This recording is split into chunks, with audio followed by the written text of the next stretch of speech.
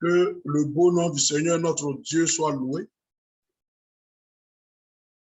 Nous saluons tous les frères en ligne, déjà connectés sur cette plateforme.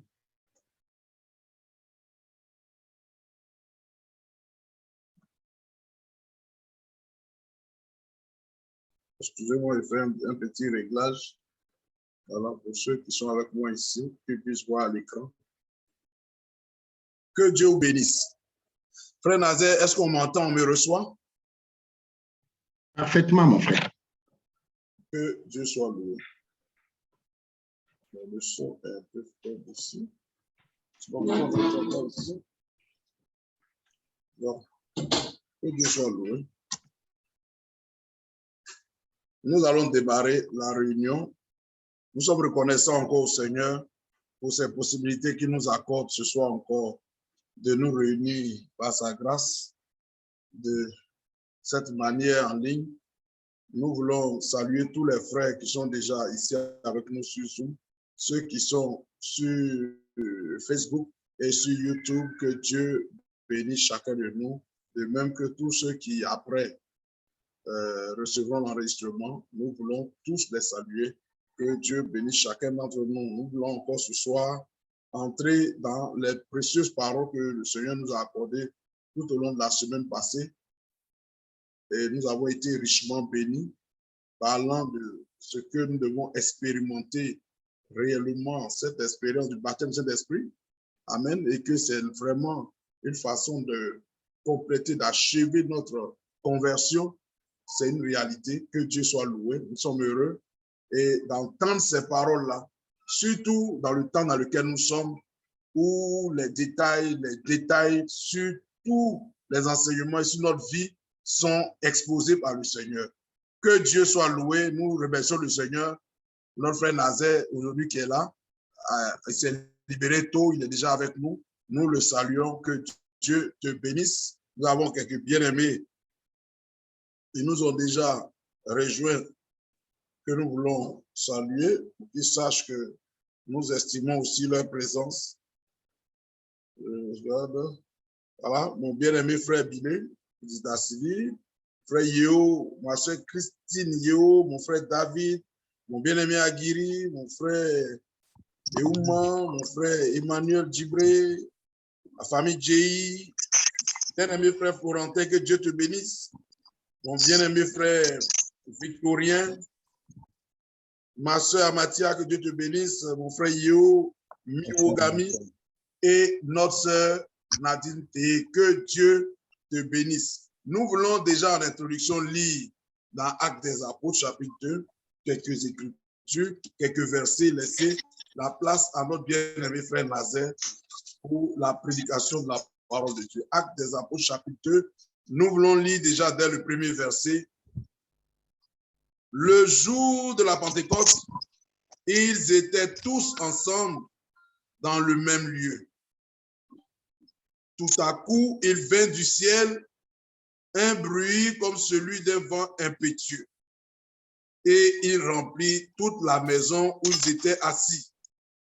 Des langues semblables à des langues de feu leur apparurent séparées les unes des autres, et se posait sur chacun d'eux. Amen. Et ils furent tous remplis du Saint-Esprit et ils se mirent à parler en d'autres langues selon que l'Esprit leur donnait de s'exprimer. Amen. Que son beau nom soit loué. Nous voulons sauter cette partie et venir directement ici, là, au verset 15, là, au verset 14. Alors Pierre, se présentant avec les 11, éleva la voix et leur parla en ces termes.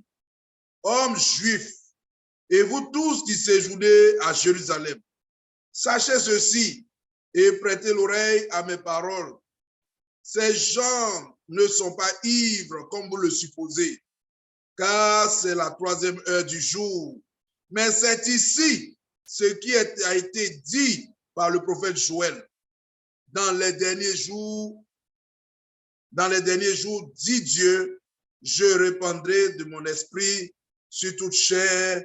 Vos fils et vos filles prophétiseront, vos jeunes gens auront des visions et vos vieillards auront des songes. Oui, sur mes servants, sur mes serviteurs, dans ces jours-là, je répandrai de mon esprit et ils prophétiseront. Amen. Alléluia. Et ils prophétiseront. Je ferai paraître des prodiges en haut dans le ciel et des miracles en bas sur la terre, du sang, du feu, une vapeur de fumée. Le soleil se changera en ténèbres et la lune en sang avant le jour de avant l'arrivée du jour du Seigneur, de ce jour grand et glorieux. Alors, quiconque invoquera le nom du Seigneur sera sauvé. Amen. Alléluia. Et je saute encore une autre portion là, verset 23. Cet homme livré selon le dessein arrêté, selon la pression de Dieu, vous l'avez crucifié. Vous l'avez fait mourir par les mains des impies. Dieu l'a reçu en le délivrant de la mort, des liens de la mort, parce qu'il n'était pas possible qu'il fût retenu par elle. Amen. Et nous terminons ici les 2 derniers versets.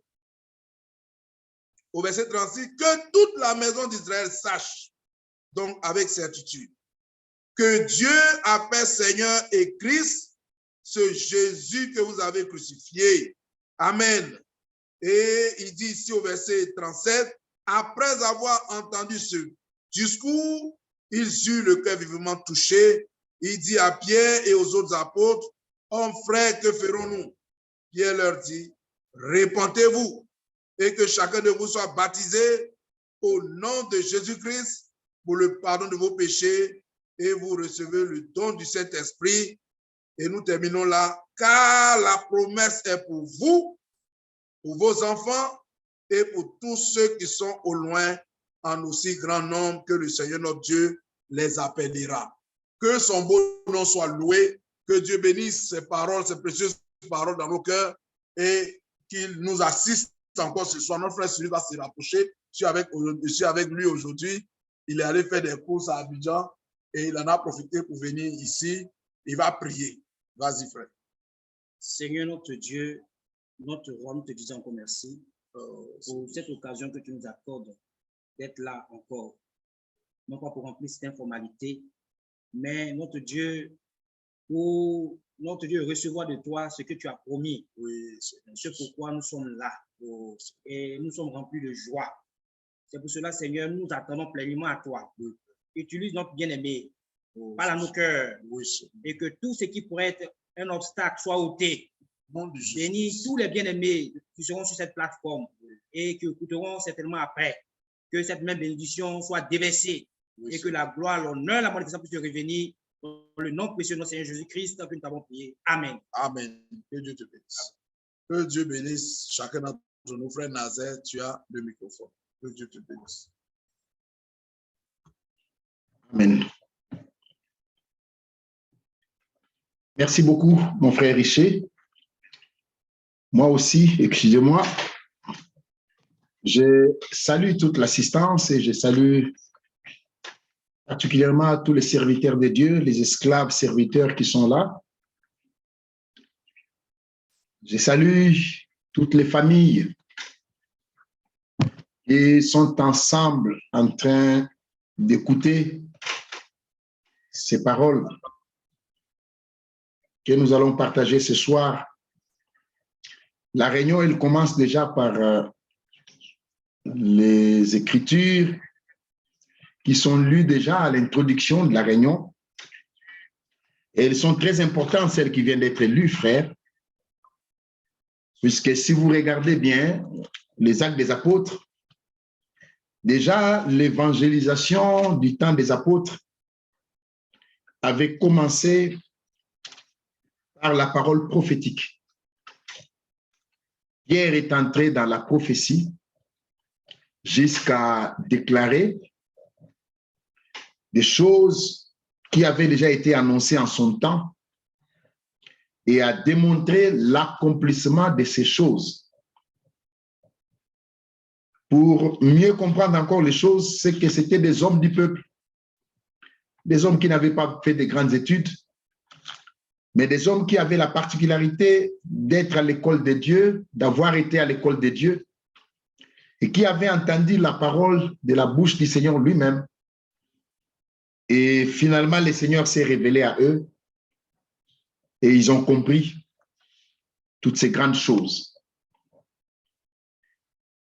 L'apôtre Paul qui est venu les rejoindre après, avant de prendre Actes des Apôtres, au chapitre 2, nous sommes toujours dans Actes des Apôtres. L'apôtre Paul qui est venu les rejoindre après, il est parlé de lui au chapitre 19. Actes des Apôtres, chapitre 19. Pendant qu'Apollos était à Corinthe, verset 1er, Paul, après avoir parcouru les hautes provinces de l'Asie, arriva à Éphèse. Et ayant rencontré quelques disciples, il leur dit, « Avez-vous reçu le Saint-Esprit quand vous avez cru ?» Ils lui répondirent, « Nous n'avons pas même entendu dire qu'il y ait un Saint-Esprit. » Nous nous arrêtons un peu à ce verset 2. Il ne leur a pas demandé s'ils étaient réguliers au culte. Il ne leur a pas demandé s'ils maîtrisaient toutes les Écritures. Il ne leur a pas demandé s'ils avaient de très bonnes relations avec les anciens. Il ne leur a pas demandé s'ils avaient lu toutes les brochures. Il ne leur a même pas demandé s'ils avaient lu toutes les lettres circulaires. Mais la question capitale était, avez-vous reçu le Saint-Esprit quand vous avez cru? Pendant que je préparais cette réunion, frère, je pensais à Frère Branham à qui on avait posé la question. Homme de Dieu, tu as apporté beaucoup de prédications. Quelle est la plus importante?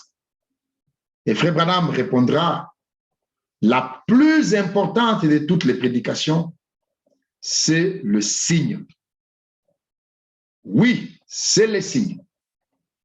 Car la finalité de l'action de Dieu dans l'homme, c'est le baptême du Saint-Esprit.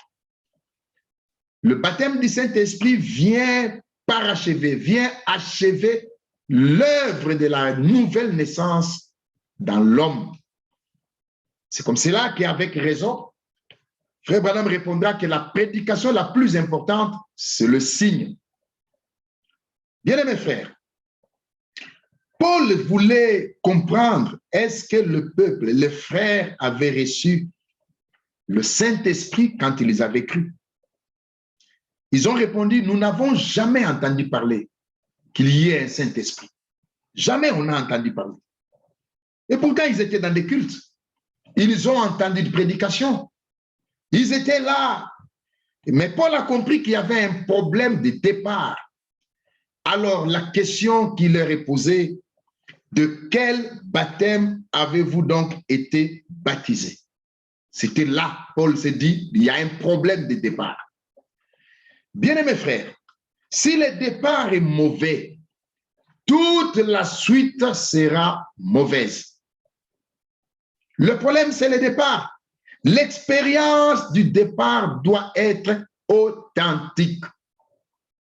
Avez-vous reçu le Saint-Esprit quand vous avez cru?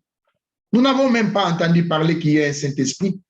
La question a été posée, de quel baptême avez-vous donc été baptisés? Ils répondirent, nous avons été baptisés par la même personne qui a baptisé Jésus-Christ. Soyez spirituel, comprenez-moi.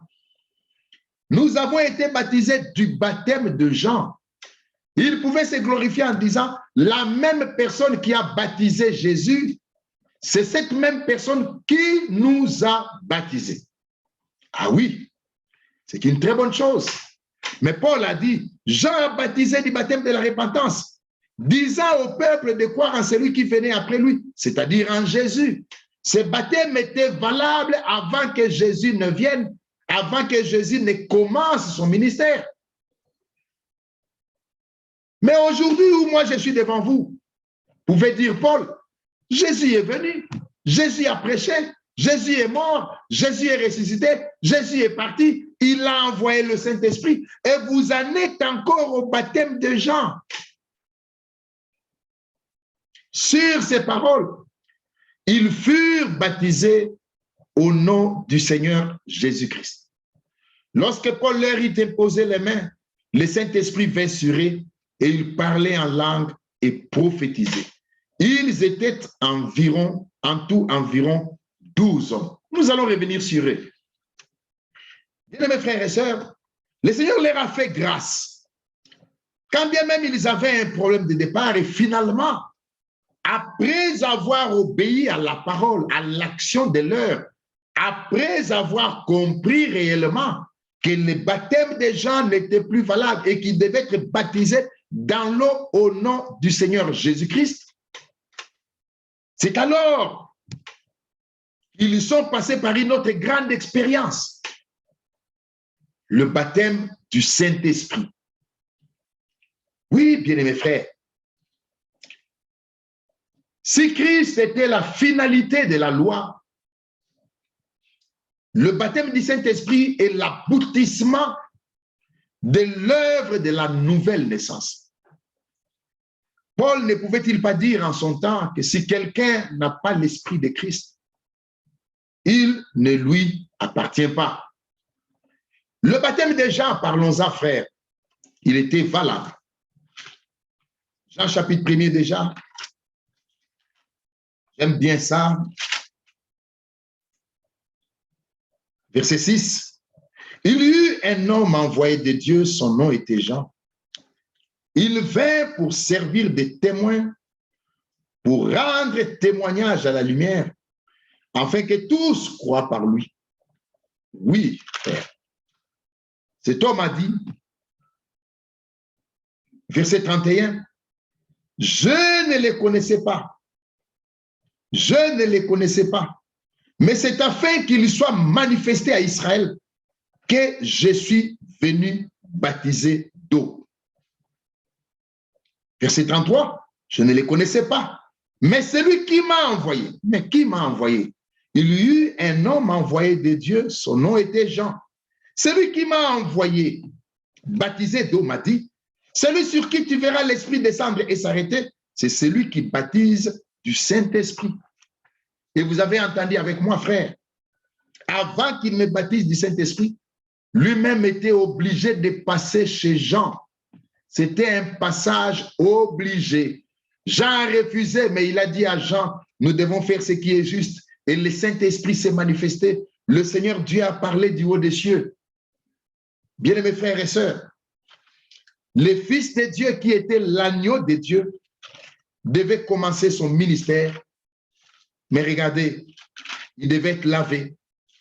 Il devait passer par le eau du baptême. Je voudrais retrouver une écriture. Donnez-moi une petite minute. Je vois un peu dans ma Bible.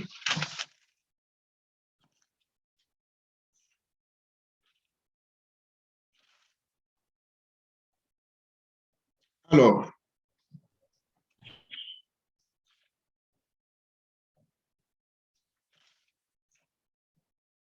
excusez-moi que j'ai à cœur de vous lire cette écriture. Je voudrais la retrouver un tout petit peu. Bien, mes frères, le précurseur était venu et il a fait son travail. Mais après avoir fait son travail, celui qui devait venir après lui est venu aussi.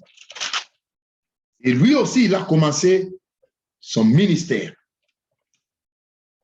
Regardez au chapitre 4 de Luc.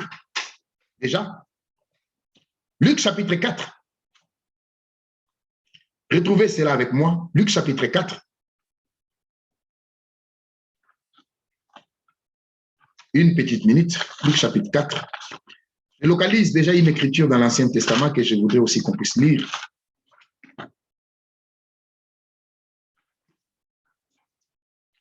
Luc chapitre 4, verset 1er.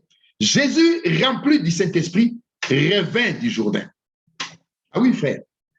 C'était après l'expérience avec Jean-Baptiste. Il revint du Jourdain rempli du Saint-Esprit.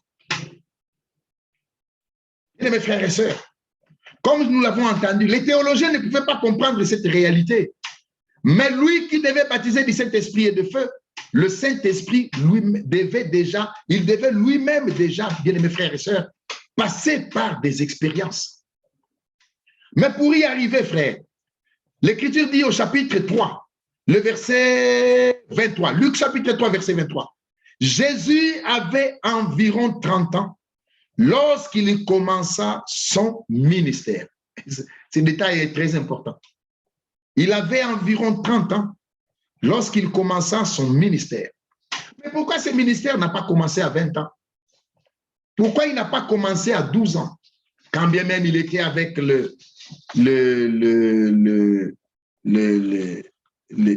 rabbins ou avec des grands du peuple au temple. Pourquoi il n'a pas commencé à 18 ans, frère? Nombre chapitre 4 que je voulais localiser. Nombre chapitre 4, verset 1er. Nombre chapitre 4, verset 1er. Le Seigneur parla à Moïse et Aaron et dit, compte les fils de Kehat parmi les enfants de Lévi, selon leur famille, selon les maisons de leur père. Depuis l'âge de 30 ans et au-dessus, jusqu'à l'âge de 50 ans, tous ceux qui sont propres à exercer quelque fonction dans l'attente d'assignation.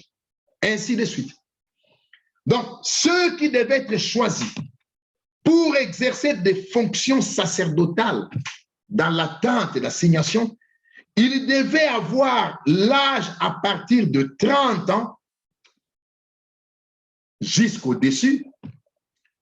Et cet âge était plafonné jusqu'à 50 ans.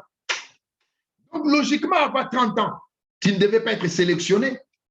Logiquement, après 50 ans, tu ne devais pas être sélectionné. Voilà pourquoi, bien mes frères et sœurs, lui, en tant que souverain sacrificateur, comme tous les autres sacrificateurs, il a commencé son ministère à 30 ans. Jésus avait environ 30 ans.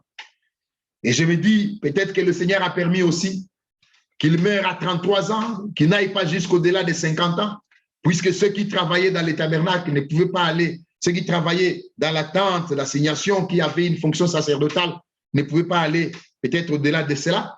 Bien, mes frères et sœurs, on ne s'attarde pas là-dessus, mais le détail qui a été donné ici était très, très important.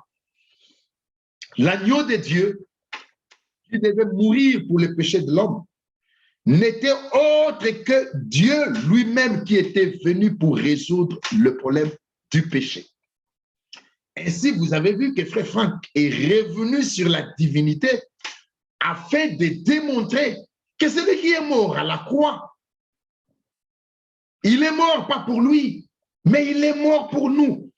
Bien-aimés frères et sœurs, Luc chapitre 1er, là où il est question de berger, frère, la Bible dit au chapitre 2 plus tôt, la Bible dit ceci, verset 10, mais l'ange leur dit, ne craignez pas car je vous annonce une bonne nouvelle qui sera pour tous les peuples le sujet d'une grande joie. C'est qu'aujourd'hui, dans la ville de David, il vous est né un sauveur qui est le Christ, le Seigneur. Oui, celui qui était né, il était né le Christ. Mais il était le sauveur, il était le Seigneur. Alors le détail le plus important, c'est que le Seigneur est né sur la terre. Il est devenu homme. Mais en fait, Dieu s'est fait homme. Et quand Dieu s'est fait homme, c'est Christ qui est entré dans le monde. Et quand il est parlé de Christ, c'est le rôle que Dieu rêvait quand il prend la place de l'homme coupable. C'est comme ça que Frère Branham me dit, lorsque tu lis dans toute la Bible de la Genèse à Apocalypse et que tu ne vois pas Christ, tu y as mal lu. Frère Branham n'a jamais dit que lorsque tu ne vois pas Jésus, non, il a dit lorsque tu ne vois pas Christ. Car si tu places Jésus dans cette déclaration, ça fausse tout. Jésus est né, Christ est entré dans le monde pour vivre dans le corps qu'on a appelé Jésus. Mais Christ, qui était-il? Christ était Dieu béni éternellement. Une fois, je l'expliquais à l'église chez nous, un ingénieur a conçu un véhicule. Il était au laboratoire. Il avait sa tenue d'ingénieur. C'est une salopette peut-être, ou qu'est-ce que je vais dire? Un blouson d'ingénieur dans son laboratoire. Il conçoit le véhicule et le véhicule roule. Et le véhicule roule lui-même. Le véhicule va connaître un accident. Il n'y a que lui qui connaît le logiciel qu'il y a dans ces véhicules. Alors, il doit le réparer. Mais pour réparer le véhicule, il ne doit pas entrer avec le blouson du bureau, le blouson d'ingénieur. Non, il doit prendre la salopette de mécanicien puisqu'il doit entrer sous le véhicule pour réparer le véhicule. Mais est-ce que c'est deux personnes différentes? Non, c'est la même personne. Il a pris la salopette de mécanicien, il entre sous le véhicule, il répare lui-même le véhicule. Et après l'avoir réparé, il s'est dit, ce véhicule ne sera plus conduit par quelqu'un d'autre. Il ne roulera plus seul. Je veux le conduire moi-même. Alors, est-ce qu'il va conduire son véhicule avec la salopette de mécanicien qui s'était sali avec l'huile moteur et beaucoup d'autres saletés? Non, il enlève la salopette de mécanicien, il revêt un vêtement de chauffeur, une tenue de chauffeur pour conduire ce véhicule. C'est la même personne qui était au laboratoire, c'est la même personne qui était en dessous du véhicule pour les réparer, et c'est la même personne qui a pris la décision de conduire seul ces véhicules. De quoi il est question? Le Créateur, celui qui nous a appelés à l'existence, c'est notre Dieu, le Père. Nous avons marché, nous sommes tombés dans le péché, l'homme a chuté. Le Seigneur Dieu, après avoir envoyé des prophètes, il a pris la décision de venir lui-même pour résoudre le problème du péché de l'humanité. Mais il ne pouvait pas le faire avec la tenue d'ingénieur. Personne n'a jamais vu Dieu. Il ne pouvait pas venir dans sa gloire. Non, bien-aimés frères et sœurs, il devait revêtir une salopette. Il a pris une chair humaine pour résoudre les problèmes du péché. Comprenez mon langage, pour réparer son véhicule. Il a pris une salopette de mécanicien.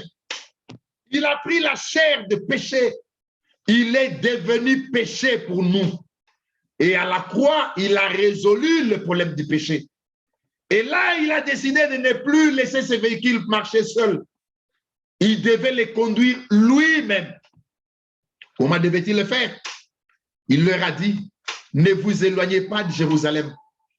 Attendez, je vous enverrai le consolateur, le Saint-Esprit. Je prendrai une autre tenue. Cette tenue-là me permettra plutôt de vous conduire, de vous diriger. Quand le consolateur viendra, l'Esprit de vérité, il vous conduira dans la vérité et dans toute la vérité. Amen.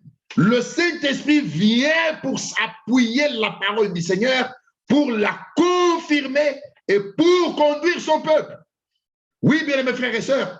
Alors, depuis l'expérience de la Pentecôte, que nous venons de lire dans Actes des Apôtres, le Seigneur Dieu a ouvert le ciel pour que des hommes qui sont assis écoutant la vérité fassent des réelles expériences, frères. Des expériences authentiques. William Branham, prophète de Dieu, a parlé de l'imitation du christianisme. Il y en a tellement aujourd'hui l'imitation du christianisme. Dieu n'a pas besoin de l'imitation. Dieu donne sa parole afin qu'à l'écoute de sa parole, que le peuple qui est en présence de son Dieu et Père, qu'il expérimente l'action de Dieu par la prédication qui est apportée. Chaque prédication amène les auditeurs, amène ceux qui sont là à expérimenter Dieu. Chacun dans la dimension de la foi qui est dans son cœur. Oui, frère. Dieu n'envoie pas la parole en vain. Dieu ne visite jamais une génération en vain. Mais quand Dieu parle, quand Dieu visite une génération, quand Dieu envoie sa parole, il y a toujours un but. Il y a toujours, alors, toujours un but. Bien-aimés frères et sœurs, je le disais hier, la parole qui est sortie chercher Israël en Égypte, pour confirmer que Dieu n'échoue pas, la même parole a ramené Israël dans la terre de la promesse. J'ai dit amen à ça. Le peuple de Juda est parti en captivité à Babylone. La parole qui est sortie pour aller chercher Juda en captivité, la même parole a ramené Juda sur ses terres.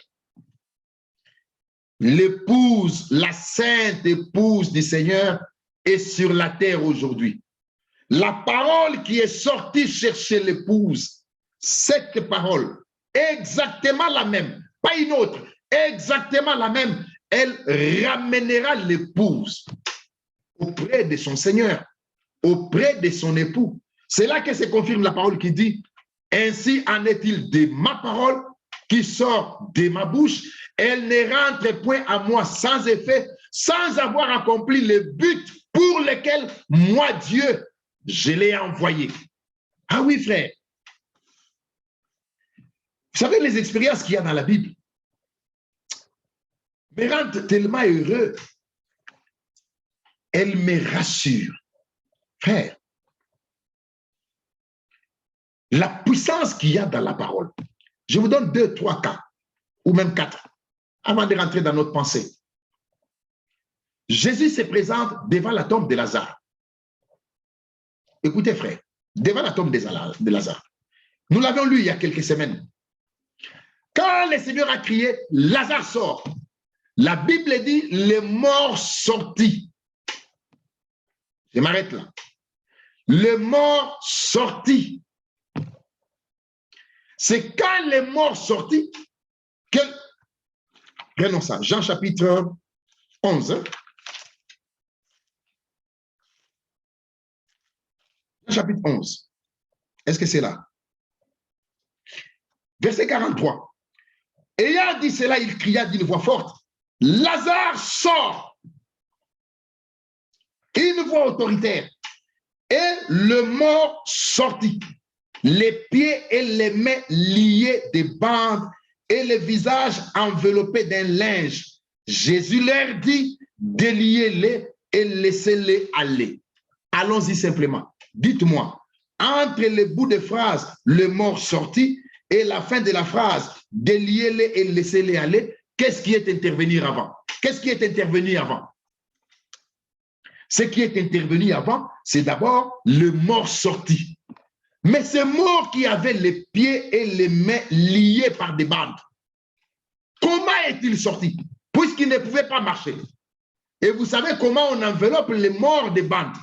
Tout est lié. Il ne pouvait pas marcher. Comment est-il sorti? La parole du commandement. La parole sortie de la bouche du Seigneur qui avait déclaré, Lazare sort. En elle, il y avait la puissance qui a pris Lazare, quand bien même il était lié, et qui l'a fait sortir de la tombe.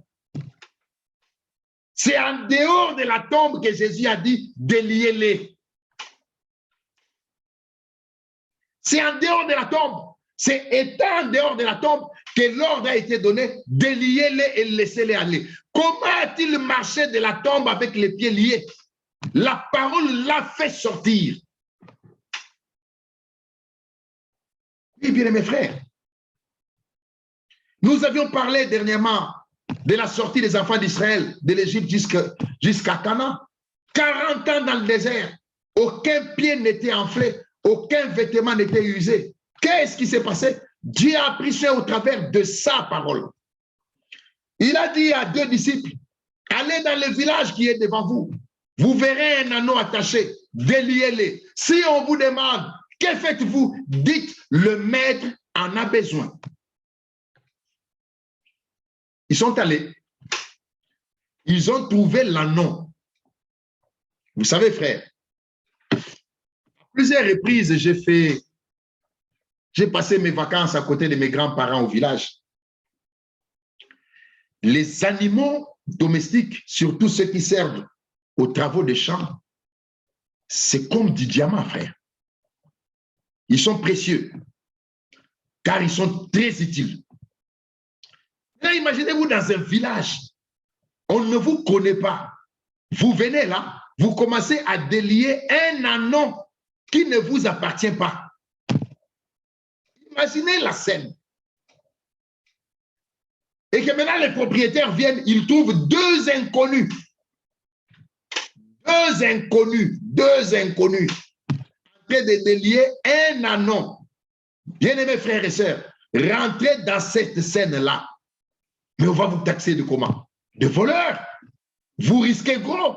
On peut vous lapider, surtout en Israël. Vous ne ferez pas un mètre sans rencontrer une pierre. Un anneau d'autrui. Mais celui qui leur a dit, allez dans le village qui est devant, vous trouverez un anneau attaché, déliez-le. Si on vous demande, que faites-vous? Répondez. Ne commentez pas, n'expliquez pas. Répondez, le maître en a besoin. Ils ont trouvé les choses comme le Seigneur les avait dites. On leur a posé la question comme le Seigneur avait dit. Et ils ont répondu comme le Seigneur avait dit. La même parole là, la même puissance qu'il y avait dans cette parole a convaincu le cœur du propriétaire ou de celui qui les a vus pour les libérer. Et l'Écriture dit, on les laissa aller. On les laissa aller. On les laissa aller. Bien mes frères, le dernier exemple, prenons l'aveugle. Le Seigneur le voit. Le Seigneur jette la salive sur la terre. Le Seigneur manipule la salive avec ses mains. Il fait une boue. Déjà, ce n'est pas hygiénique. Déjà, ce n'est pas hygiénique. Alors, rentrez dans toutes les écoles de médecine. Où est-ce que vous avez trouvé cette pratique? Ça n'existe nulle part. Mais il a appliqué sur les yeux de l'aveugle. Il lui a dit, va te laver. Je crois sur la piscine de Siloé. Et quand il est parti se laver, il l'a vu. Pourquoi? La parole, l'action qui a été exécutée sur lui et l'ordre qui lui a été donné, va. Le fait qu'il est au pays, Dieu a confirmé. Dieu a confirmé. Bien mes frères et sœurs, la puissance qu'il y avait dans la parole a amené le peuple à expérimenter des choses réelles. C'est comme ça que ce n'est plus le temps d'imiter le christianisme. Non, c'est le temps des expériences authentiques. Alors, il y a une autre parole qui leur a dite, Actes des Apôtres, chapitre 1er. Déjà à la fin du livre des Jean,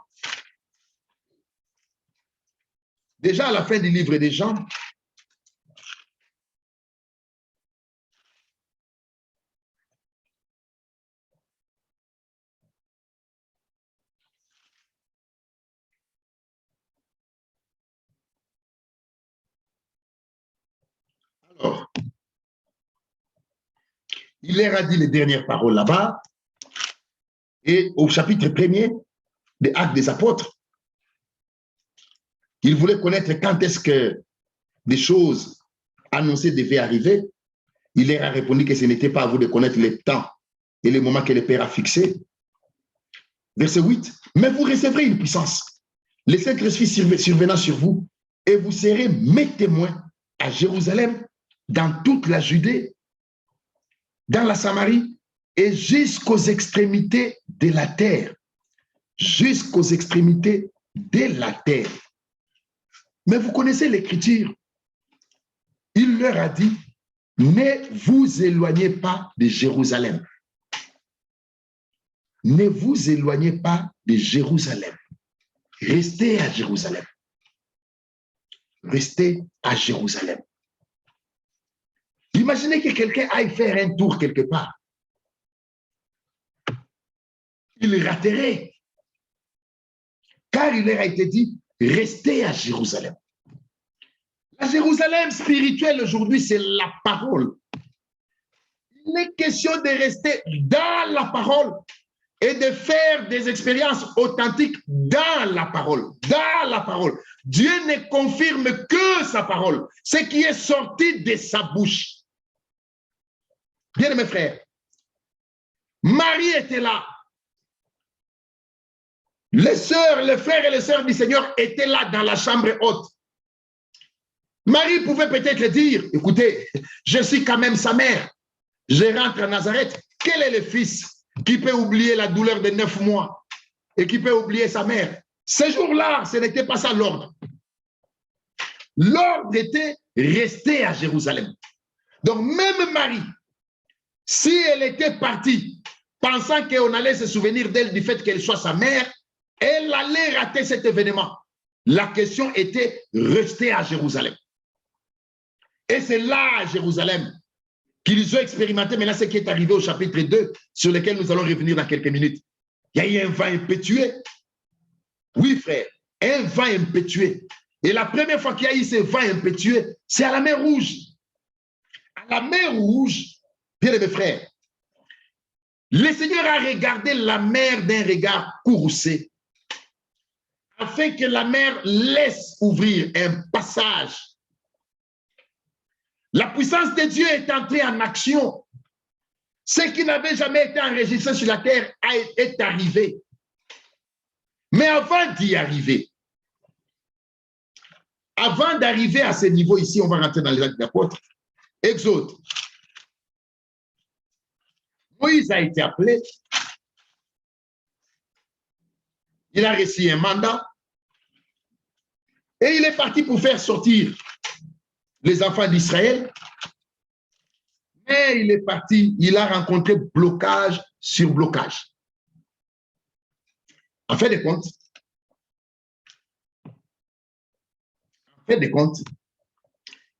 quand on comptabilise, Moïse est allé 16 fois chez Pharaon. 16 fois.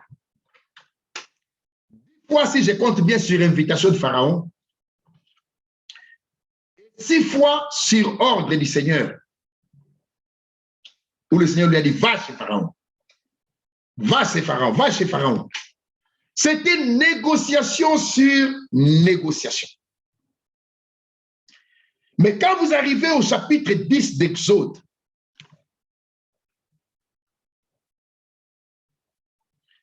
chapitre 10 d'Exode, verset 27, le Seigneur a endurci le cœur de Pharaon et Pharaon ne voulut point le laisser aller. Pharaon dit à Moïse, sors de chez moi, garde-toi de paraître encore à ma présence, car le jour où tu paraîtras à ma présence, tu mourras. Verset 29, tu l'as dit, répliqua Moïse, je ne paraîtrai plus en ta présence. C'était la fin des négociations. C'était la fin des négociations. Tout ce qui commence a une fin. Les négociations avaient commencé ici, les négociations devaient se terminer. Et là, au verset 29, Moïse a dit, tu l'as dit, Pharaon. Tu l'as dit, répliqua Moïse, je ne paraîtrai plus en ta présence. Lisez les Écritures, Pharaon n'a plus vu Moïse. Depuis ce verset 29, il n'y avait plus de négociations.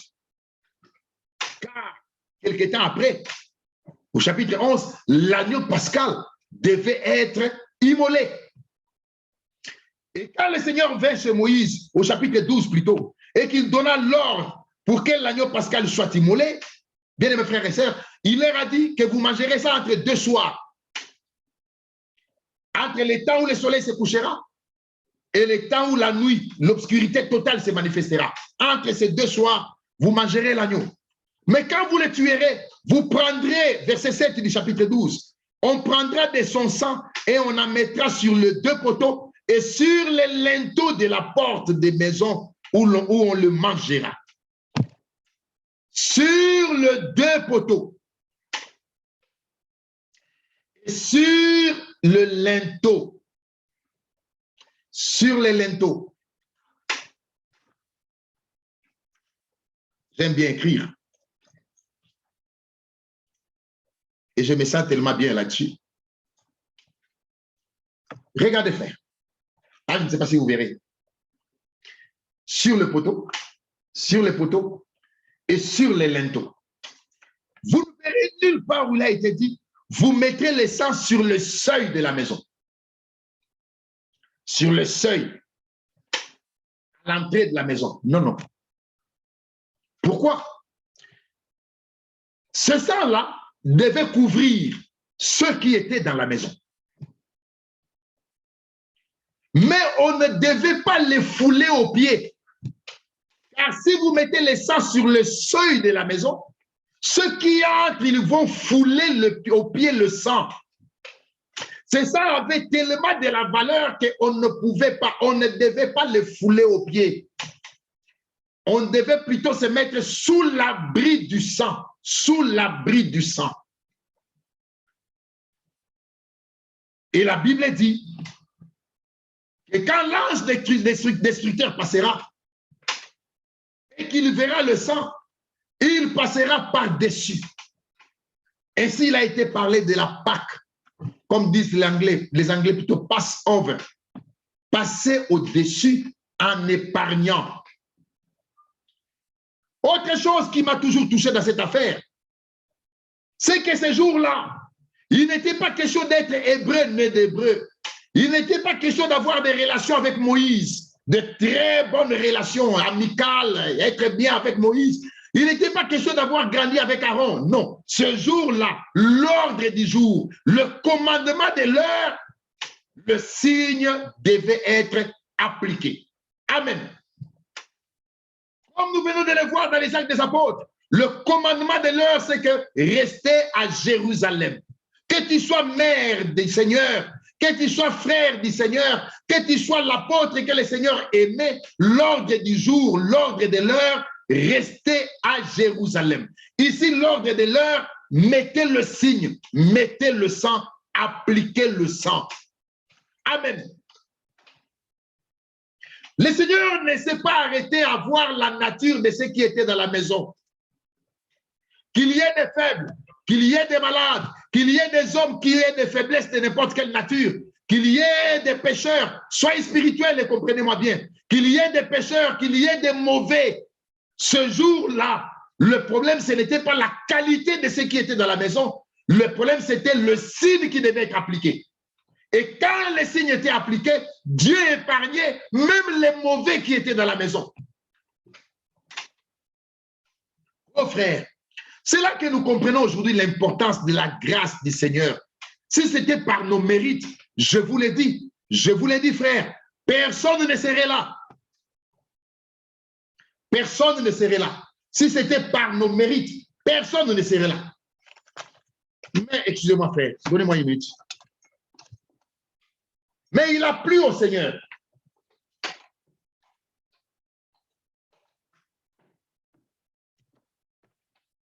Il a plu au Seigneur de faire passer par les souffrances le prince de notre salut. Pour que chacun d'entre nous arrive à comprendre que nous sommes ce que nous sommes par la grâce de Dieu. Aujourd'hui encore, et quand Frère Branham prend cela, il insiste sur l'importance du signe. Il a même pris l'exemple d'un ticket. Il a même pris l'exemple du seau, du plomb avec lequel on ferme un conteneur. Quand le conteneur est plombé, quand il est scellé, il ne peut être ouvert qu'à destination. Partout dans les ports par lesquels ce conteneur va transiter, il ne sera pas décellé, il ne sera pas ouvert. Le conteneur ne peut être ouvert que lorsqu'il arrive à destination. De la même manière, celui qui est scellé, il est scellé jusqu'au jour de la rédemption. Amen. Et la chose est claire, si quelqu'un n'a pas l'esprit de Christ, il ne lui appartient pas. Ce n'est pas une question d'être hébreu né d'hébreu. Ce n'est pas une question d'être régulier à l'assemblée. Ce n'est pas une question d'avoir de bonnes relations avec les anciens. Ce n'est pas une question. Non, non, non, bien mes frères. Ça n'a rien à voir. Ça n'a rien à voir. Ce n'est pas une question d'avoir de bonnes relations même avec les hommes matatés de Dieu.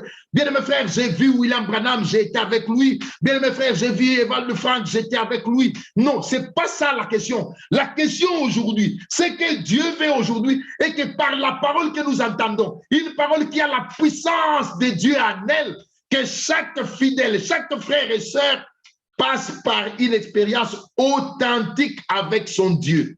Authentique. Alléluia. Bien mes frères, l'imitation du christianisme n'aide même pas l'imitateur lui-même. Non, non, non. L'hypocrisie n'aide pas l'hypocrite lui-même. La difficulté de l'homme, c'est que l'homme n'aime pas mourir. Alors que sur ce chemin, il faut mourir. Mourir en soi, mourir au monde, aux choses du monde. Et que Christ, le Seigneur Dieu, par sa nature, vienne faire de nos cœurs, de nos âmes, sa demeure. Oui, bien mes frères et sœurs, les frères et sœurs du Seigneur étaient là, à la chambre haute. Ils étaient là, malgré qu'ils peuvent se vanter d'être nés de la même maman que le Seigneur, mais ils étaient là. La maman, la mère du Seigneur elle-même était là, attendant. Le Seigneur est venu confirmer sa parole. L'Esprit de Dieu, le Saint-Esprit, c'est l'Esprit de vérité qui vient accompagner la parole de vérité. Et le baptême du Saint-Esprit, c'est l'aboutissement de l'œuvre de la nouvelle naissance. Bien, mes frères, c'est comme ça, Romains chapitre 8. Romains chapitre 8.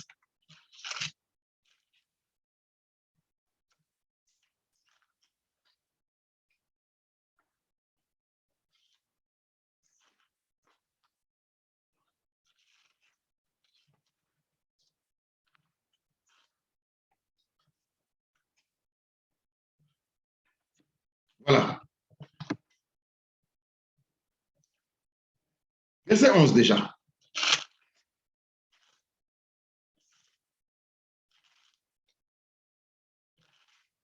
Si l'esprit de celui qui a ressuscité Jésus d'entre les morts habite en vous, celui qui a ressuscité Christ d'entre les morts rendra aussi la vie à vos corps mortels par son esprit qui habite en vous. C'est verset 11.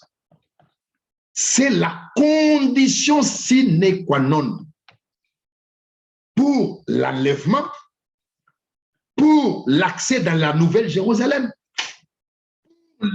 Bien mes frères, tout ce qui est devant nous, ce que nous attendons dans un très proche avenir ici, dans un très proche futur, la clé, la condition, c'est le verset 11.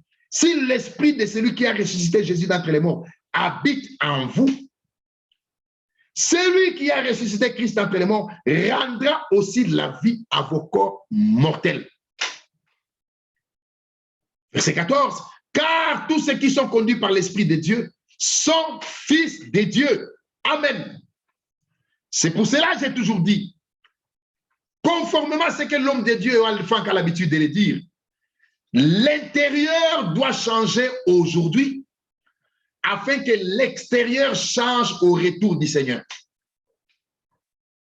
L'intérieur doit impérativement changer aujourd'hui afin que l'extérieur change au retour du Seigneur. Ah oui, frère.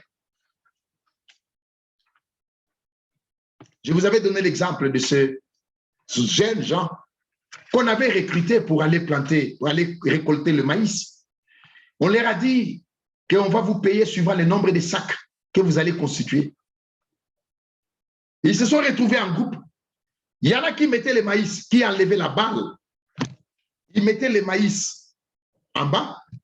Ils remplissaient le sac par la balle et ils mettaient un peu le maïs au-dessus et ils tissaient le sac. Ils tissaient le sac. Il y en a un qui prenait soin de bien classer le maïs. Il enlève la balle, il jette loin, il classe soigneusement le maïs dans son sac. Les autres lui ont dit, mais mon cher ami, tu es en train de perdre du temps. On va nous payer suivant le nombre de sacs. Quand il se rendra compte que nous avons mis de la paille dans ces sacs, nous serons déjà très loin avec notre argent. Fais comme nous, remplis les sacs de la paille. Il va nous payer et nous partons. L'autre dit non, laissez-moi faire comme je fais. Les autres étaient à 5 sacs, lui il était à 2 sacs. Les autres étaient à 10 sacs, lui il était à 4 sacs. Et à la fin, le maître de la moisson arrive. Il leur dit, écoutez, jeunes gens, merci pour le travail que vous avez abattu. Je voulais m'amuser, mais je ne me vois pas, moi, vendre du maïs. J'ai beaucoup d'argent. Mais je voulais m'amuser pour voir si je pouvais, moi aussi, planter. Et je suis content puisque j'ai réussi. Voici votre rémunération. Que chacun ramène chez lui le nombre de sacs qu'il a tissés. Celui qui avait pris soin de bien classer les maïs en jetant la balle à côté, il était l'homme le plus heureux, puisqu'il n'a amené chez lui que du maïs. Les autres, ils étaient malheureux, puisqu'ils sont partis avec la paille. Ils pensaient tromper, mais ils se sont trompés eux-mêmes. L'hypocrite pense tromper, mais il se trompe lui-même. Alors que les élus prennent soin de placer chaque écriture dans leur vie. Chaque écriture, même si ça fait mal. Mais ils n'ont pas d'autre choix. Ils n'ont pas d'autre choix. À qui d'autre irions-nous? C'est toi qui as les paroles de la vie. Ils prennent soin de placer chaque écriture dans leur vie. Chaque écriture. Oui, bien-aimés frères et sœurs. Nous ne voulons pas des versets sur la tête et un peu de versets aux pieds. Non, nous voulons que chaque écriture soit placée à sa place dans nos vies. Car si l'esprit de celui qui a ressuscité Jésus d'entre les morts habite en vous, celui qui a ressuscité Christ d'entre les morts rendra aussi la vie à vos corps mortels par son esprit qui habite en vous. C'est comme cela que Paul, dans Actes des Apôtres où nous étions, il leur a posé la question au chapitre 19, avez-vous reçu le Saint-Esprit quand vous avez cru? Il n'a pas dit, êtes-vous régulier au culte? Il n'a pas dit, est-ce que vous avez de bonnes... Est-ce que vous connaissez les hommes mandatés de Dieu que j'ai envoyés sur la terre? Est-ce que vous avez lu toutes les brochures? Est-ce que vous avez lu toutes les lettres circulaires? Est-ce que vous avez... Non, le problème, ce n'était pas ça. Le problème, j'insiste, comme l'homme de Dieu l'a dit, est que chaque prédication entraîne le peuple à passer par une expérience. C'est comme ça que l'Écriture dit, je suis dans la joie. Lorsque l'homme me dit, allons à la maison du Seigneur. Je mets une pause puisque j'ai fini. La joie qui est là n'est pas liée à l'état dans lequel nous venons à la maison du Seigneur. Cette joie est liée à l'état dans lequel nous serons en quittant la présence du Seigneur. Car devant lui, on peut faire de grandes expériences et dire à la fin, notre cœur ne brûlait-il pas au-dedans de nous quand il nous parlait et qu'il nous révélait les Écritures. C'est pour cela, bien mes frères et sœurs, nous devons tirer profit de chaque culte. Chaque culte doit nous amener à une expérience. À une expérience. Chaque culte, même tel que nous nous réunissons là, bien mes frères et sœurs, chaque culte, chaque réunion, chaque prédication authentique que nous écoutons doit nous amener à une expérience. Chez Corneille, ce n'était même pas 1 heure. Mais pendant que Pierre parlait, le Saint-Esprit est descendu sur eux. Ils ont eu même le baptême à régularisation. Le baptême leur a été octroyé pour régulariser. Mais ils étaient déjà baptisés du Saint-Esprit. Bien mes frères et sœurs, Dieu nous fait passer par des expériences authentiques et visibles, authentiques et réelles. Revenez sur ces prédications. Je vous prie de les réécouter. Vous entendrez l'Esprit du Seigneur insister en disant des expériences authentiques et visibles, des expériences authentiques que chacun doit sentir, que chacun peut sentir. Alors, nous ne ferons pas comme cet homme qui disait à Frère Franck, est-ce que tu es vraiment sûr que je suis sauvé? Frère Franck, est-ce que tu peux me rassurer que je suis... Non, chacun doit savoir, doit sentir. Chacun doit sentir en lui ce qu'il a vécu, ce qu'il a expérimenté. C'est personnel et individuel. On n'a pas besoin de te dire que tu es né. Tu dois toi-même savoir que tu es vivant. Si naturellement tu dois savoir que tu es vivant, spirituellement aussi tu dois le savoir. Ce n'est pas le pasteur, ce n'est pas le prédicateur, ce n'est pas l'ancien, excusez-moi, qui doit vous le dire. Non, frère. C'est une expérience. C'est une expérience. Mais au sujet de ceux qui l'ont déjà expérimenté, suivons un peu ces Éphésiens. Quand vous regardez ces Éphésiens au chapitre 19, vous allez les voir dans Éphésiens au chapitre 4. L'épître aux Éphésiens a été adressée à une église dont le noyau de départ était des gens baptisés du Saint-Esprit. Regardez comment le Seigneur s'adresse à eux. Éphésiens. Et j'ai fini par là. Éphésiens chapitre 4. Excusez-moi. Verset 17. Voici ce que je dis et ce que je déclare dans le Seigneur. Excusez-moi. Vous ne devez plus marcher comme les païens qui marchent selon la vanité de leurs pensées. Ils ont l'intelligence obscurcie. Ils sont étrangers à la vie de Dieu à cause de l'ignorance qui est en eux, à cause de l'endurcissement de leur cœur. Et ayant perdu tout sentiment, ils se sont livrés au dérèglement pour commettre toute espèce d'impureté jointe à la cupidité. Mais vous, ce n'est pas ainsi que vous avez appris Christ. Si du moins vous l'avez entendu, et si conformément à la vérité qui est en Jésus, c'est en lui que vous avez été instruits à vous dépouiller par rapport à votre vie passée, du vieil homme qui se corrompt par les convoitises trompeuses, et être renouvelé dans l'esprit de votre intelligence, et à revêtir l'homme nouveau, créé selon Dieu, dans une justice et une sainteté, que produit la vérité. Ce pourquoi, verset 25, renoncez au mensonge. Verset 26, si vous vous mettez en colère, ne péchez point. Verset 27, ne donnez pas accès au diable. Verset 28, que celui qui dérobe ne dérobe plus. Verset 29, qu'il ne sorte de votre bouche aucune parole mauvaise, mais surtout que vos langues ont été brûlées. C'est des langues de feu qui sont tombées sur eux. Afin que ce domaine difficile à maîtriser passe par une réelle expérience, la langue. C'est pourquoi nous avons entendu le mercredi, ne parlez pas mal. Ah oui, frère. Quelqu'un a dit, mieux vaudrait qu'on vous demande pourquoi vous n'avez pas parlé, au lieu qu'on vous dise pourquoi vous aviez parlé. Les frères et les sœurs parlent tellement de façon légère des autres, alors qu'ils n'ont jamais eu le courage et ils n'auront peut-être jamais le courage d'aller réparer toutes ces choses. Les hommes ont fait tellement de dégâts, même parmi de frères. J'étais secoué d'entendre Frère Franck dire, les semaines passées, que l'homme a fait tellement de dégâts qu'il ne saura pas les réparer tous. Il faut que le Seigneur lui-même vienne réparer tous les dégâts faits parmi les hommes, parmi les frères et dans l'œuvre du Seigneur. Ah oui, des problèmes et des problèmes. Parmi des frères, parmi des sœurs, parmi des hommes de Dieu. J'ai dit des problèmes et des problèmes.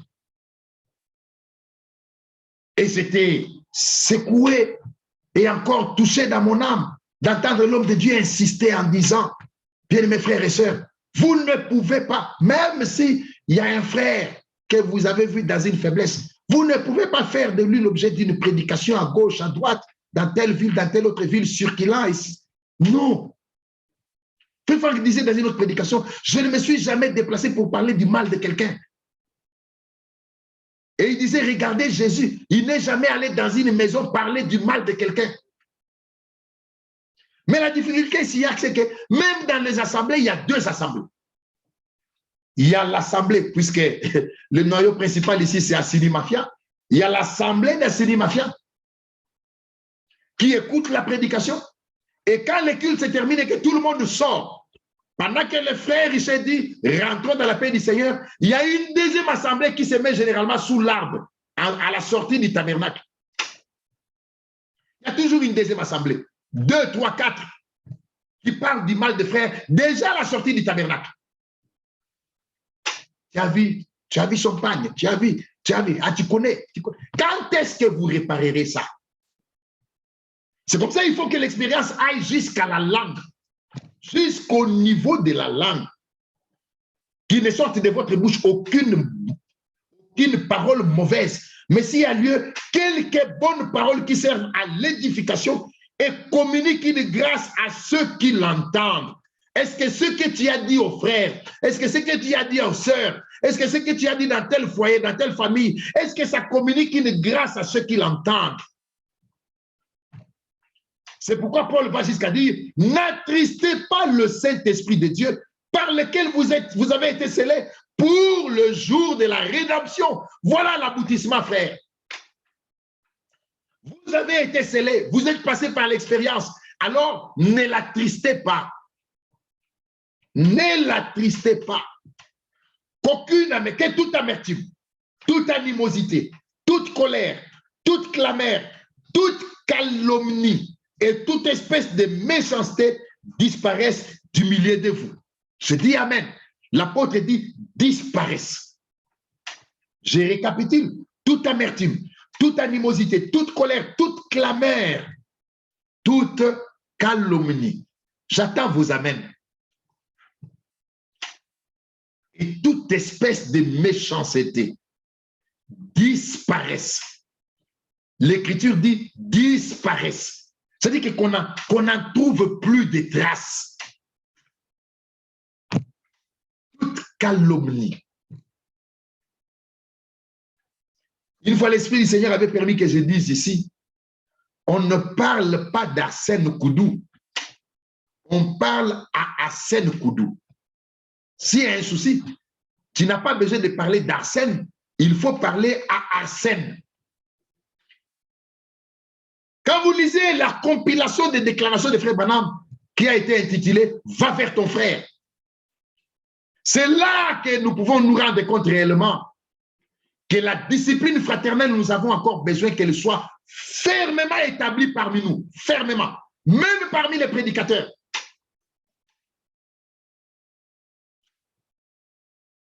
Oui. N'attristez pas le Saint-Esprit de Dieu par lequel vous avez été scellés pour le jour de la rédemption. Que toute amertume, toute animosité, toute colère, toute clameur, toute calomnie et toute espèce de méchanceté disparaissent du milieu de vous. Soyez bons envers les uns envers les autres, compatissants. Je mets une pause là puisque j'ai fini. Compatissant, c'est-à-dire que le problème de l'autre doit devenir ton problème. La douleur de l'autre doit devenir ta douleur. Quand tu vois un autre a même des difficultés de gérer ses enfants, ça doit être même ta préoccupation, frère. Et frère Franck est allé plus loin jusqu'à dire, il y en a qui parlent des enfants des autres puisque les leurs sont encore petits, mais qu'ils attendent que les leurs deviennent grands et qu'ils commencent à poser des problèmes. C'est là qu'ils auront la possibilité de parler maintenant des enfants des autres. Ils sont tout mignons quand ils sont petits. Ils sont tout mignons. Ils sont tout mignons. Mais c'est quand ils grandissent et qu'ils posent des problèmes, c'est là que vous avez besoin de la grâce du Seigneur. Alors, frère Franck insiste en disant, vous qui parlez des enfants des autres, que les vôtres sont encore petits, attendez, qu'ils atteignent 15 ans, 16 ans, 17 ans, 18 ans, 20 ans, et qu'ils posent des problèmes, c'est là que tu sauras si tu peux réellement parler des enfants des autres. Ça ne vient pas de moi, ça vient de la bouche autorisée, du responsable. Je dis amen à ça. Compatissant. C'est-à-dire que le problème du frère devient mon problème. La douleur de la sœur devient ma douleur. La peine du frère devient ma peine. Compatissant. Vous pardonnant réciproquement, comme Dieu vous a pardonné. Et vous savez, l'Écriture est allée jusqu'à dire, vous pouvez même lire tous les chapitres 5, l'Écriture est allée jusqu'à dire, et j'arrête là, supportez-vous les uns les autres.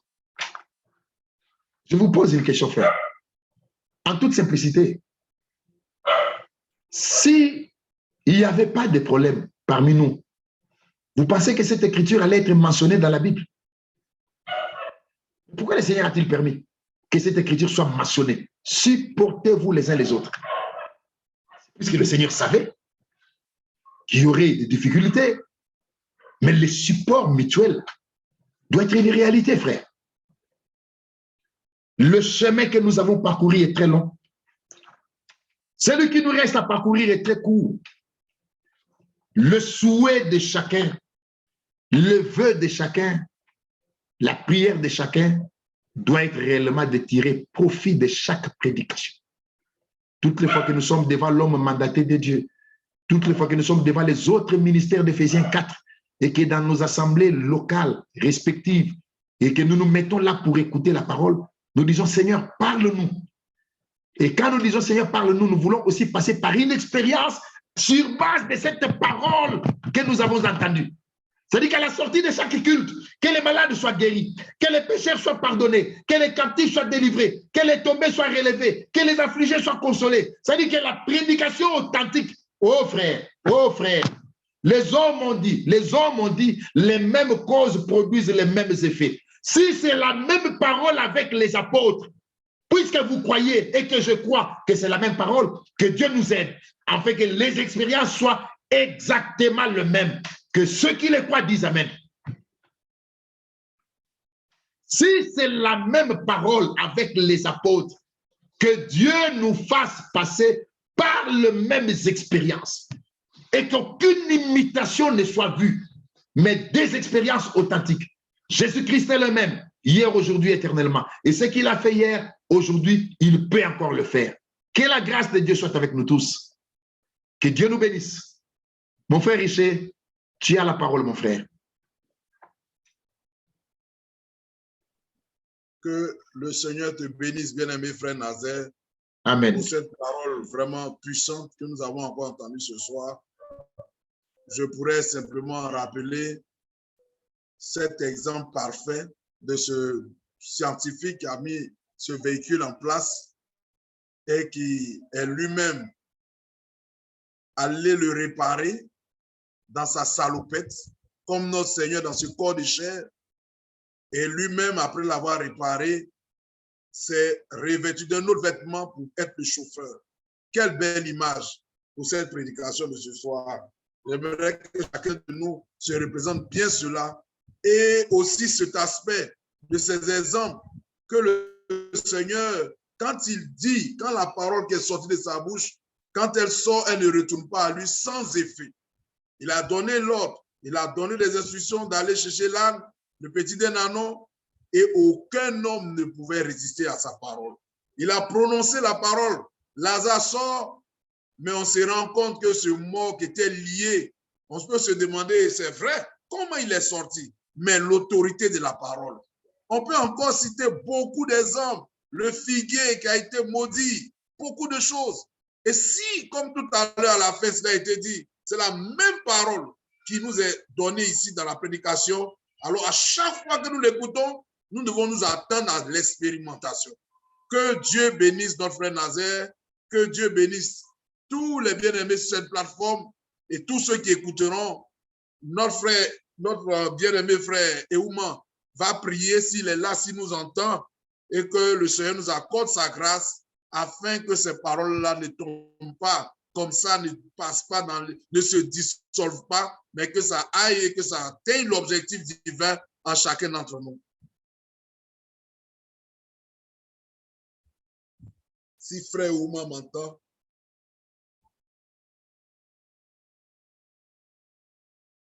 je crois le voir, frère Ouma. Voilà, frère Ouma, s'il est là, s'il nous entend, il peut prier. Est-ce que frère Nazaire, est-ce qu'on m'entend? On t'entend très bien, on t'entend très bien. Bon, peut-être que frère Ouma n'est pas devant son appareil. Nous allons donner la parole à frère. Frère Ouma est là. Alors, vas-y, frère. Bien-aimé Père Céleste, Oui. Dieu qui a créé les cieux et la terre, nous voulons te dire encore merci. Merci d'avoir pensé à nous. Merci de nous avoir donné la possibilité d'entendre ta parole encore ce soir. Ta parole pure, ta parole qui nous instruit, ta parole qui nous guérit, ta parole qui nous corrige, ta parole qui nous éclaire. Oh grand Dieu, comment ne pas te dire merci pour cette parole puissante que nous avons reçue. Donne de pouvoir l'expérimenter. Parce que nous avons reçu la même chose que les apôtres ont reçu. Seigneur, nous te prions de nous aider à rentrer véritablement dans l'expérience de ta parole, de la puissance du Saint-Esprit. Le temps est venu pour nous de prendre cette parole, non seulement de l'insérer dans nos cœurs, mais de pouvoir l'expérimenter. Oh grand Dieu, je voudrais te prier également, afin que tu te souviennes de chacun de nous. Nous sommes à la fin, que nous puissions prendre garde à tout ce que nous disons, à tout ce que nous faisons. Souviens-toi de moi, particulièrement, Seigneur, pour garder en bride ma langue, pour garder en bride la langue de mon frère et de ma sœur, que nous soyons tous dans la crainte de Dieu et que nous puissions marcher, ô grand Dieu, dans la sainteté. Merci de bénir ton serviteur par lequel tu nous as parlé ce soir. Ces paroles sont puissantes, elles sont profondes. Bénis-le. Bénis toute la plateforme. Bénis tous ceux qui prendront, ô Seigneur, cette prédication après. Permets que, Seigneur, ces paroles soient insérées, comme je l'ai déjà dit, dans nos cœurs, que nous puissions désormais marcher avec.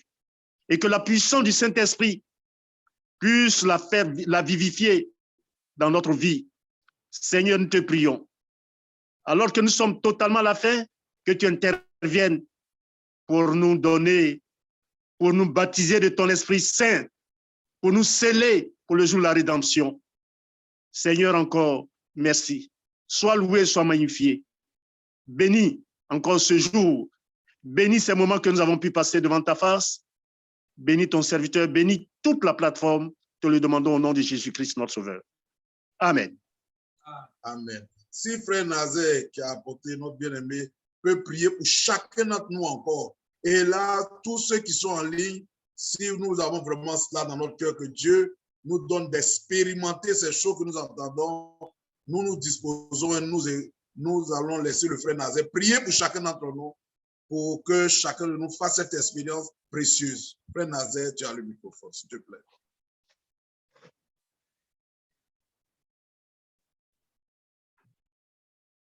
Nous allons prier. Bien-aimés frères et bien-aimées sœurs, s'il y a une requête, dis seulement dans ton cœur, Seigneur, souviens-toi de moi. Dieu est fidèle. Dieu est réellement fidèle. Et l'Écriture dit que le Seigneur n'oublie pas qu'il avait donné sa parole. C'est-à-dire que son honneur est lié là-dessus. Vous savez, frère, quand un homme dit « je te donne ma parole », son honneur est lié à ça. Le psalmiste dit « le Seigneur n'oublie pas qu'il a donné sa parole ». Puisque nous sommes encore dans des temps bibliques, nous pouvons encore passer par des expériences bibliques. Souvenez-vous, bien-aimés frères, si c'est la même parole, et puisque c'est la même parole, il est temps et plus que temps que les mêmes expériences soient vécues. J'insiste, Dieu guérit, Dieu sauve, Dieu délivre, Dieu purifie, Dieu relève, Dieu console, Dieu fortifie la marche, Dieu affranchit, Dieu remplit, il baptise du Saint-Esprit, il remplit du Saint-Esprit. Dieu bénit et Dieu exauce au-delà de toute mesure. Dis seulement dans ton cœur, Seigneur, souviens-toi de moi. Moi aussi, dans mon cœur, pendant que je vais prier, je dirais, Seigneur, souviens-toi de moi. Déposons-lui tous les dossiers, gardons confiance en lui, croyons en lui, sachant que Dieu est capable d'exaucer au-delà de toute mesure. Prions. Dieu bien-aimé, voici ton peuple. Seigneur, ce n'est pas mon peuple. Ce n'est pas le peuple des Richer, des Landry, des Ouma ou de n'importe quel autre frère. Nous ne sommes pas morts pour eux. Nous n'avons pas versé le sang pour eux. C'est toi qui as donné ta vie.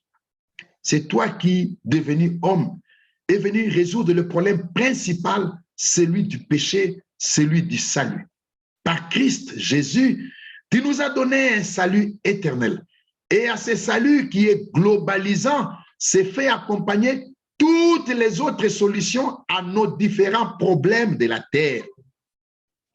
C'est comme ça, Père, je te prie de t'arrêter, de regarder à chaque frère et à chaque sœur, tant sur Facebook que sur Zoom, même ceux qui écouteront plus tard, que chacun, dans la requête qu'il y a dans son cœur, chacun par rapport au dossier qu'il te dépose, Père, s'il te plaît, confirme ta parole. Baptise du Saint-Esprit, délivre, affranchit, purifie, relève, sauve, bénit, exauce, console, soutient et fortifie. Père bien-aimé, aucun riche n'a jamais dit « Venez à moi, vous tous », qu'il soit Bill Gates ou n'importe lequel. Même dans l'histoire de l'homme, je n'ai jamais entendu un riche dire « Venez tous à moi ». Mais Christ a osé, Christ l'a déclaré. « Venez à moi, vous tous qui êtes fatigués ». C'est vrai, nous sommes fatigués. Le monde nous fatigue. Notre désir à nous, Père, est que ces choses que nous devons expérimenter, que nous puissions le vivre. Seigneur notre Dieu, n'est-ce pas que nous ne cessons de te dire que ce que tu dois accomplir sur la terre, tu l'accomplis dans ta souveraineté, dans ta fidélité, et cela n'est même pas lié à notre foi. Mais ce que nous te réclamons, Père, c'est ce que nous devons voir en nous, que nous devons expérimenter à nous et que nous ne voyons pas encore. Il est plus que temps, Père, que tu confirmes ta parole dans le cœur de ton peuple. Donne-nous la victoire sur tout ce qui ne vient pas de toi. Déracine dans ton cœur tout ce que tu n'as pas sémé. Sonde nos cœurs et connais nos pensées. Regarde si nous sommes sur une mauvaise voie, détourne-nous, mets-nous sur le chemin de l'éternité. Je ne connais pas les besoins de ce peuple. Peut-être que lui-même, il ne peut pas suffisamment exprimer clairement ses besoins, mais que le Saint-Esprit nous aide pour bien t'exprimer ce qui nous est nécessaire. Et croyant que tu nous exauces, nous te disons déjà merci. Merci pour tes serviteurs, merci pour ton peuple. Je te prie de bénir notre frère Franck, de le bénir, de le fortifier encore. Les week-ends qui vont s'avancer, c'est des week-ends des interventions. Que toi seul puisses t'occuper de cet homme qui est totalement à ta charge, puisque c'est toi qui l'as mandaté. Plusieurs hommes de Dieu passent par des douleurs, par des épreuves, Père. Tu les connais, je ne peux pas les citer tous. L'ennemi ne nous laisse pas servir tranquillement. C'est dur et difficile. Mais au-delà de tout cela, nous voulons être au poste, annoncer l'évangile, nous occuper de ton œuvre pour que toi, tu t'occupes de nos problèmes. Tes fils et tes filles étaient là ce soir. Ils ont tout arrêté pour venir t'écouter. Bien-aimé Père, ce n'est pas puisqu'ils sont dans des maisons assis que la parole n'est pas efficace. Non, Père. Comme dans des réunions des maisons du temps des apôtres, regarde dans chaque salon, regarde dans chaque famille, regarde dans chaque cœur, tous les besoins qu'ils sont là, Père, s'il te plaît, exauce, confirme ta parole, afin que chacun tire profit de la réunion de ce soir. Bénis les jours à venir. Bénis les rediffusions que nous allons entendre. Bénis nos réunions locales, Père. Sois avec nous. Et dans la confiance, nous te disons merci. Que tout soit pour ta gloire. Au nom de Jésus-Christ, nous t'avons ainsi prié, Père. Amen. Amen. Amen. Que Dieu te bénisse, frère Nazaire. Que Dieu te bénisse. Amen. Est-ce qu'on m'entend? Bon, Oui, on t'entend, frère. On t'entend. Que Dieu te bénisse. Nous sommes reconnaissants au Seigneur encore pour ce temps qu'il nous a donné. Le temps qui nous est imparti est largement dépassé. Nous voulons vraiment exprimer notre reconnaissance au Seigneur. Et pensons aussi au frère Eric, à sa femme, et que Dieu vraiment les fortifie. Hier, tu l'as appelé. Frère Nazaire, je ne sais pas si tu peux dire quelque chose à ce sujet.